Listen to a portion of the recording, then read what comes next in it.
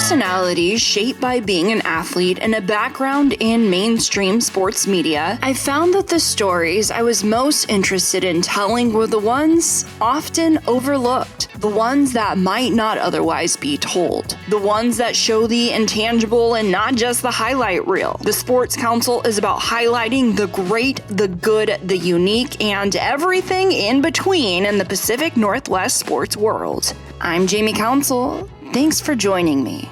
You're listening to the Sports Council on 1340 ESPN, the Tri-City's leader in sports.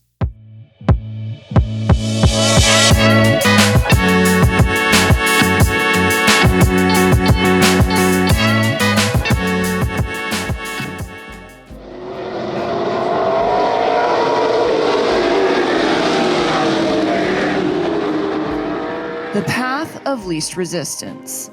That's how a majority of the world races through life.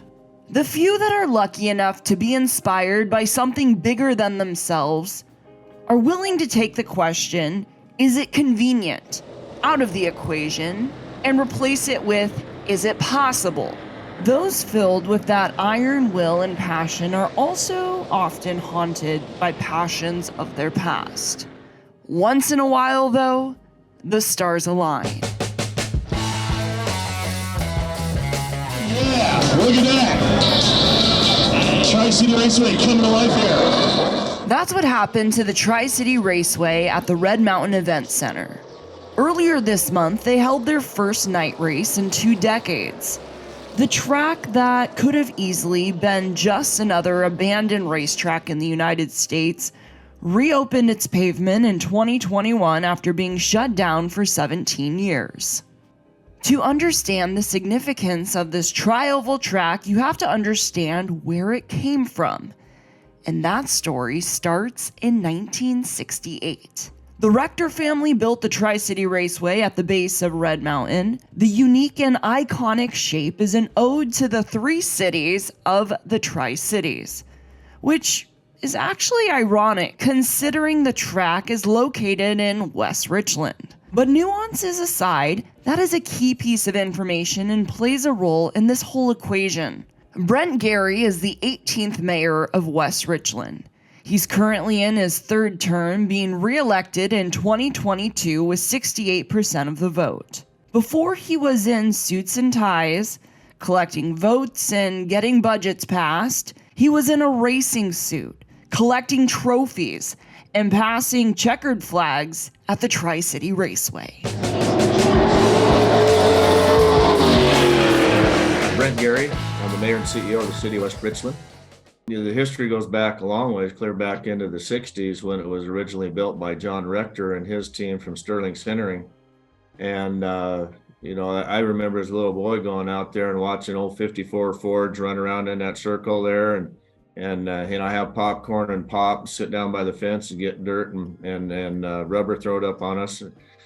So it goes back a long, long ways. I mean, the history of Tri-City Raceway is very deep in the community.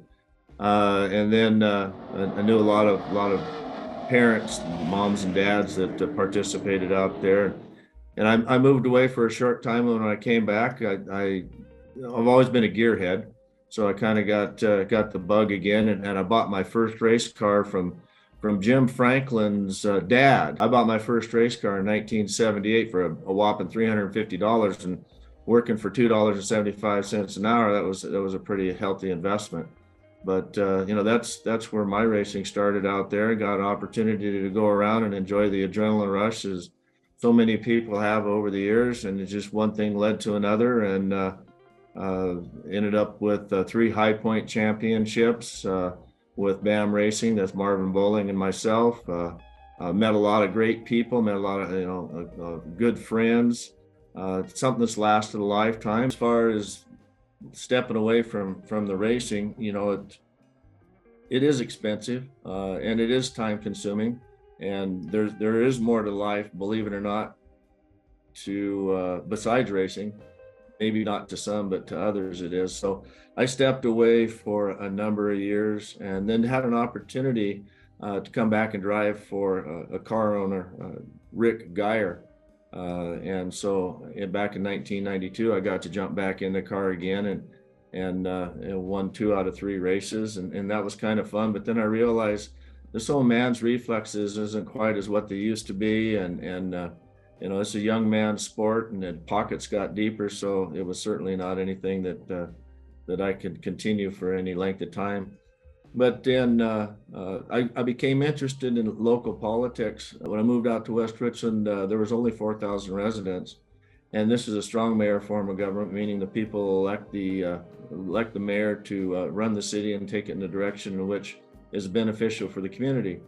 And over the years that I was a resident out there, my business was in Richland. My wife and I purchased a second generation automotive business, Richland Auto Care Center, from Denise's grandfather. And coming from the business background, I wanted to become involved with the community and maybe bring some business sense to city business. So I spent 4 years on the city council. I was elected in 2010, and then the mayor at that time, Donna Noski, decided that she was only going to run that one term and wasn't going to run again. And her and I were talking. I said, well, we've built a foundation. We built strategic focus areas with goals and objectives. We have a direction in which our city can go now, which it never had before. And it was a passionate time for me being able to build that foundation, and I didn't want it to go away. Then it went on to where the track was sold to the Port of Kennewick, and then they had a master plan that they were going to build a wine village out there, production facilities, great master plan, but they got busy with other commitments with the city of Kennewick and Clover Island and Columbia Drive. And so that facility sat vacant for 17 years. And then when I was elected as the mayor and CEO of the city, oh goodness sakes, 2013, 14. So I'm on my 3rd term, so time flies, right? Can't keep track of all of it. That racetrack sat vacant for 17 years, and we needed 5 acres for a police station, and we couldn't find property in the city that was affordable, and had an opportunity to purchase the entire acreage of the 92 acres of the racetrack property, 5 of it in which was for our police facility. And I wanted to make sure that we preserve the history of the racetrack and the fenced area, as well as the parking area. But also wanted to take care of Harold Alexander, which was a good partner of the city of West Richland in his farming community that he has out there. I didn't want to lose him as far as a good partner, so we give him an opportunity to purchase the lease land that was behind the racetrack there, so he can continue farming. And we actually did a land swap of like dollar value properties. And obtained some frontage properties on Keene, which gave us the opportunity to court Benton REA, and they're now moving their corporate headquarters to Cooperative Way that's already been constructed. So it's been an economic development driver as well. So we've got Red Mountain Event Center that is an event center, not just a racetrack, just happens to have a half-mile tri-oval, which is one of the fastest half miles in the United States. So it's just something that's going to continue to go. It's a passion of mine, and certainly a passion of the partners of the Red Mountain Event Center with Jesse Brown, Eric Van Winkle, and the Walden family that does the promotion side of the racing.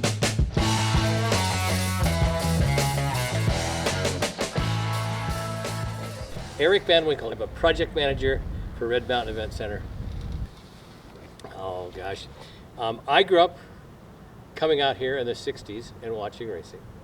So as a kid, this was my local track.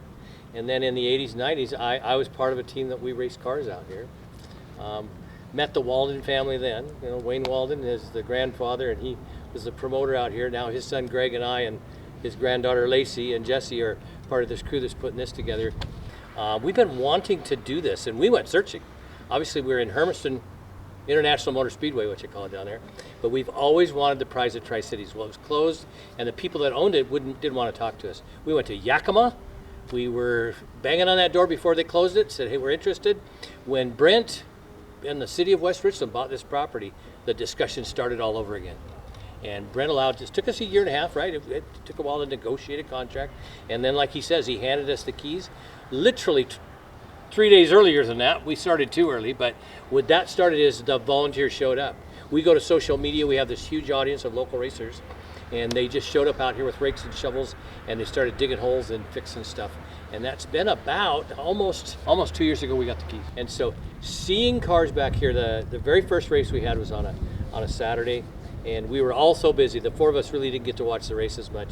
And I was doing parking, and it was a mess the first day. And I remember coming into my seat. The main event had already started. It was halfway through. I was sitting down and watching cars because I could have heard them all day. But I got to watch cars race at Tri-City Raceways for the first time in 20 years. And I tell you what, I had a little tear in my eye, especially. Why do people want this track? Yeah, that's a great question.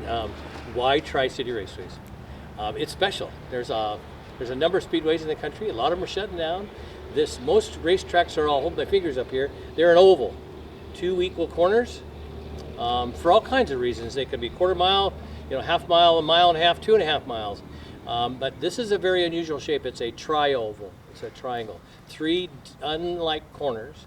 What does that mean in racing? It means it's super fast. We will establish this. We're pretty confident in the next year or so we'll establish it as the fastest half mile in the country next summer. And why does a kid from Alabama come up here and race this Saturday night?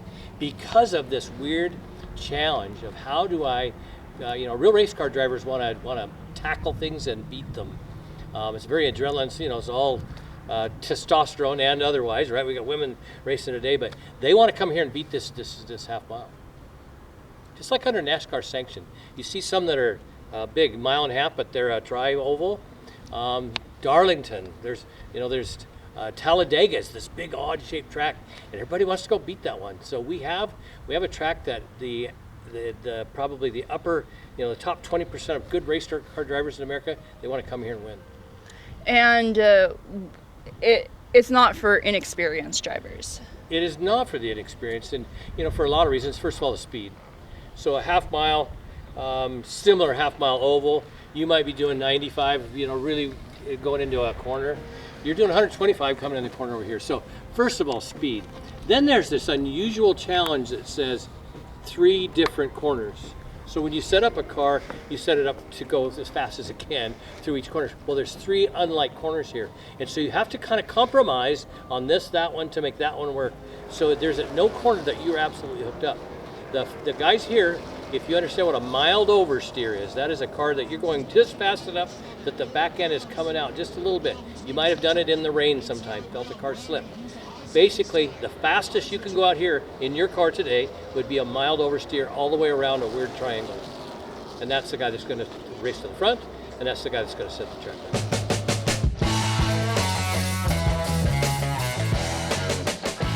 Surprisingly, Gary hasn't been in office since 2014 solely on the accolades of his racing career, or by putting a $1.2 million track renovation plan on the back of taxpayers. The city bought the land the track resides on, and it was up to Gary to make it work on paper. Rent is $26,000 annually, and it's on a 5-year lease. So I made it clear that this is not taxpayer dollars that's going into this facility. It's not tax dollars that's running Red Mountain Event Center or making an investment into the event center. It's these people that are signing this lease. So that was very important to me to make sure that my passion and everybody else's passion in the automotive sports industry isn't riding on the coattails of the West Richland taxpayers. It's not. What is benefiting from the taxpayers are benefiting from is so far the success of the Red Mountain Event Center through that economic sprinkler that is putting heads in beds in the hotels and motels, gasoline in tanks, hot dogs. The businesses are benefiting from it, which is help putting tax back into our general fund. So, it'll be successful. There's no doubt about it. And racing will be there for as long as the event center will be there. And, I'm just hopeful that I'll be able to watch it for another 30, 40 years before I've gone to the racetrack in the sky. The decision to purchase the Red Mountain Event Center obviously was a business decision, but there's probably a little bit of nostalgic there as well. The thought of it being developed into a wine village after all the memories and stuff like that's also a piece to this puzzle. Oh yeah, it is. Well, I'll tell you how it all came down. You got 92 acres. I needed 5 acres for a police station. I told my public works director, do not touch the racetrack. I've got some people that I know that can use this for an event center and make something of it. So there's X amount of acres in the fence as well as a parking lot. And I said, I need 20 acres for Benton REA. And I need to make sure that Harold Alexander can continue his farming. So my public works director, Roscoe Slade, he did the math and he came back and he says, Brent, that's 120 acres. You've only got 92. What do you want to cut out? I said, nothing, figure it out. So that's where the land swap came in with Harold Alexander. We were able to trade property for same value property to obtain what we needed to complete that footprint of more than the 92 acres. So we were successful at that. So we've got the police station sitting on the corner. We've got Red Mountain Event Center. We've got Benton REA and then their new corporate headquarters. And then we also have Harold Alexander continuing his farming. So that's how it all worked out. So it was success. The Red Mountain Event Center is continuing the legacy of motorsports, as well as taking it to the next level of entertainment outside the motorsports venue. So we're very, very, very happy and proud to, keep the spirit alive. And there's been a lot of tears shed of happiness and joy and fond memories of many generations at the racetrack. So I'm just happy to be part of it. And regardless of whether I'm racing today or not, I'm a racer, and I understand it. I get it. The adrenaline rush is still there. I'm 66 years old. Would I like to step back into one of those cars and give it another shot? Hell yeah. It's you're never done until you're pushing worms, because once a racer, always a racer. Absolutely. And what have you heard from the racing community? Obviously, it's changed. It's not, I guess, the same as it once was, but the racing community is still there. What have you heard bringing back the Tri-City Raceway, besides all the memories that come flooding back for a lot of people? As I mentioned, the Rector family, Mr. Rector was built the racetrack, and they called me up on the phone and said, Brent, thank you for bringing the racetrack back. And I said, I didn't bring the racetrack back. I just happened to be at the right place, the right time, and passionate, and knew how passionate the Tri-Cityans were of Tri-City Raceway. And I had the keys. That's what I had the opportunity, is the keys to continue that legacy moving forward. I will pat myself on the back and say, yeah, if I wasn't in the position that I was in, not intentionally, but stumbling on it, mayor of the city of West Richland, having the opportunity to buy the racetrack back from the Port of Kennewick, to be able to keep that legacy alive. If I wasn't where I was at in the political arena, it would never have happened. So, if nothing else, I can just say that I'm blessed to have been at the helm, to be able to dangle the keys in front of some other racers, because that's what these guys are. They're racers, and you give them an opportunity to take a half-mile tri-oval that is as unique as this is and bring it back to life as an event center. When you can pull talented teams from the United States to come play in your backyard, that says it all right there. The success of this facility as an event center will continue. They will continue to be successful with the Apple Cup, the Fall Classic. Since Yakima's gone, now it has a new home to keep on 70 plus years, 75, I think, years of history there. build it, they will come. It's been built and they're still coming, right?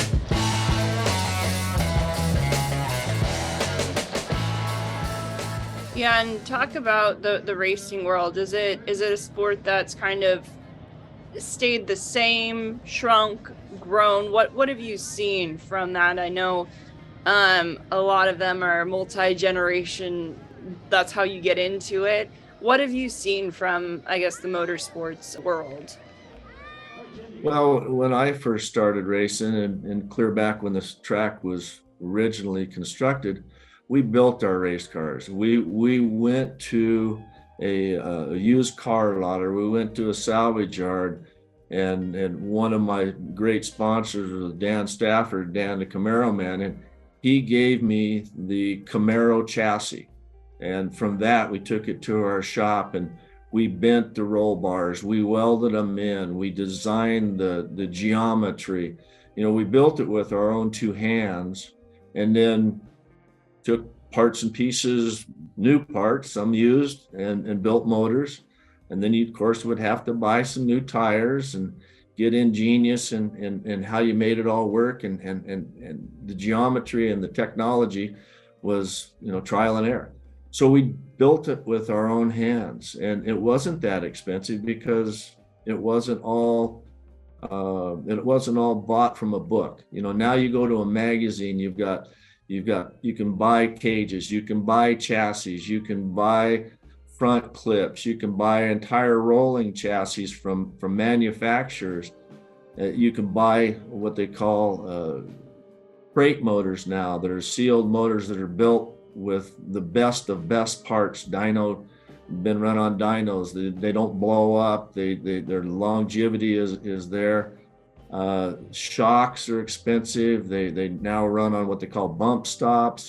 The technology is just blowing up to the point of where, when computers became of age, everything now is all computer driven with chassis and dynos and everything. So, of course, what's that do for cost? It drives the cost up. So the local hobbyist, as I started out to be, cannot compete with today's technology, because it's all about the money.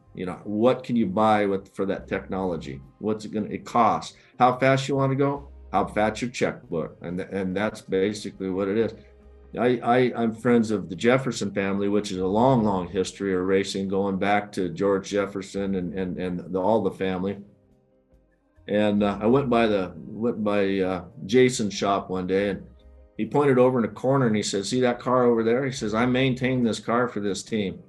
They don't even know how to pack a wheel bearing." And it just floored me.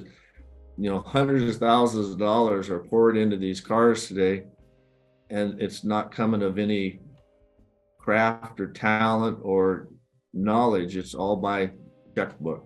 So it's really put the hobbyist out of business.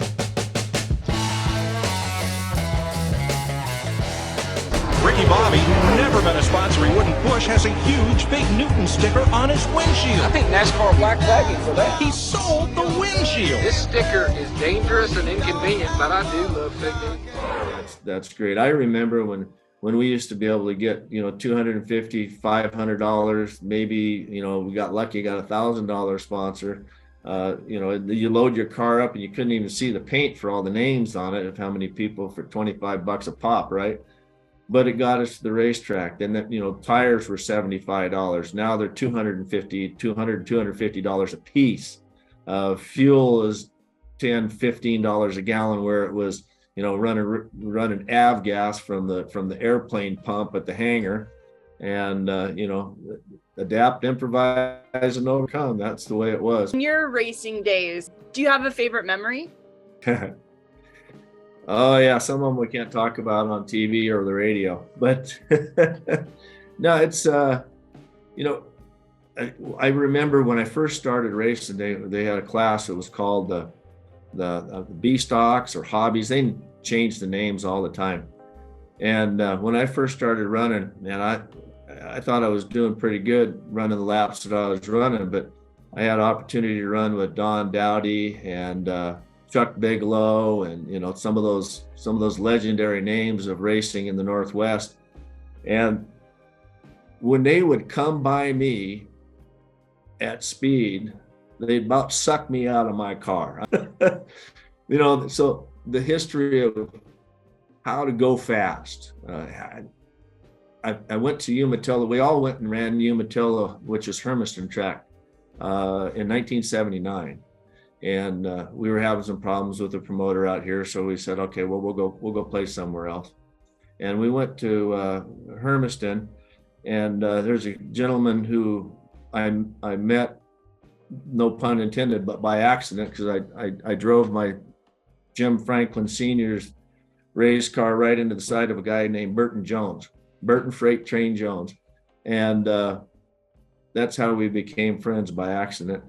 And we went to Umatilla to run that 79 year. And he opened up my trunk, and he took and threw a bunch of weight in the left-hand quarter panel. And he said, okay, now stay low on the track in the turns, because I'm driving a Dodge. They didn't turn very well, but they went fast down the straightaway. So he says, stay low in the corners, and they can't pass you on the straightaway because you're faster. Well, he dumped all that weight in the back and made a little extra traction.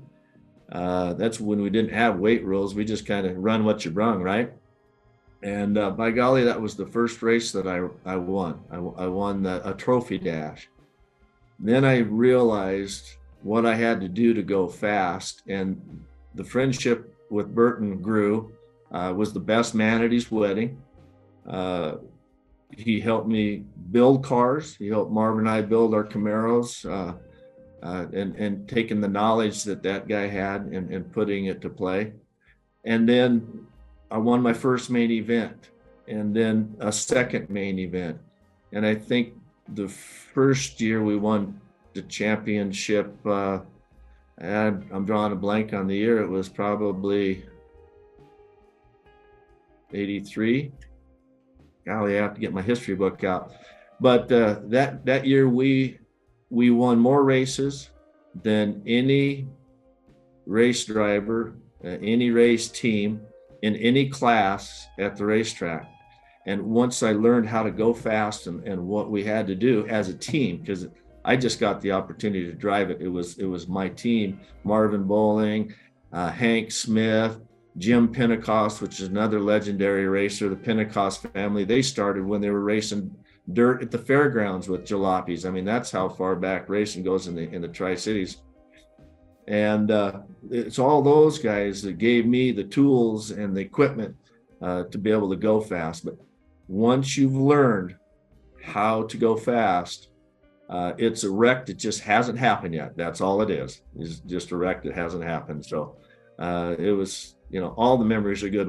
When I'd have a tough time trying to fall asleep at night, I would just close my eyes and run lap after lap after lap of a race the night before. And I didn't count sheep, I counted laps. I was about to say, it's the racer's equivalent of counting sheep. Yeah. Isn't that true? Wow. Brings back memories. And I think that with the track, it takes a little bit of time and effort to get something like this back, but it's shown that people want that. I feel like that's might have, in today's day and age, that kind of goes out the door a little bit, that if it's work, it doesn't get done. Do you have any thoughts about that you kind of knew that a little work had to be done, but it was work that was willing to be done to make it happen? Yeah, and thanks for asking that question. That's a great question, because I've mentioned Jesse and Eric Van Winkle and the Wallen family, but what I haven't mentioned is all of that volunteer work, all of that manual labor, all the hands-on. I mean, there was so much that had to be done to bring. This track was virtually stripped. There was nothing but asphalt, empty restrooms, empty concession booths, no grandstands, no fences, no lights, nothing, just abandoned. And if you watch some of these TV shows, reality shows, abandoned racetracks, this was one of them. Without the volunteer help, it would never have happened. 100 days from the time the contract signed, not to mention a $47,000 catch fence that had to be built. I don't know where they pulled that mason jar out. Maybe they found one buried in the backyard of the racetrack full of $1,000 bills or something. But just what it took to do what they did in 100 days, unbelievable. And it wouldn't have happened without all the volunteers that Red Mountain team have in their back pocket. Exactly. I think that's one thing why I love sports so much is because of what you can't see, the passion that's behind it. That, like I said, a lot of people see work and they're like, it's not meant to be, rather than, no, we'll find a way to make it happen. And you guys found a way to make it happen. Yeah. No, I didn't find a way. I just had the keys and I'd dangle it in front of the racers' noses, and that's all it took, man. What could this be again? Well, it's again is here. It's today, and it's happened. I'm just happy that I'm in the position that I'm in to, make sure that history continues to repeat itself. What did that look like of seeing this actually come together? Well, it was a little overwhelming. You get the keys to this track and it's mowed to the ground, and the water hasn't been on for 18 years. And did we have the confidence to know that it would work? Yes. I think that the four of us are. It's just without fail. It's a must win, right? We had to win, so it really didn't matter. What the challenges we had to go resolve them. The good news is we're all natives. We're all from the Tri-Cities. We have lots of contacts. We have a challenge. We call up somebody, and I tell you what, they've come out of the woodwork. The Tri-Cities wants to go racing. It's pretty clear. We have a work day, 30 people show up. And we might be rebuilding stands, or, might be digging a ditch halfway across this place to plant irrigation or something like that. They grab a shovel and they dig a ditch and they don't leave till it's over. There's a group of 5 that are out here. I wish they were standing behind me, because there's 5 guys that do all the work out here. And I tell you what, it comes to life. When you see it on a race day, it doesn't look like this. It looks like a world-class speedway right in the middle of the southeast down there where NASCAR's king. Because sometimes history repeating itself can be a good thing. Until next time, I'm Jamie Council.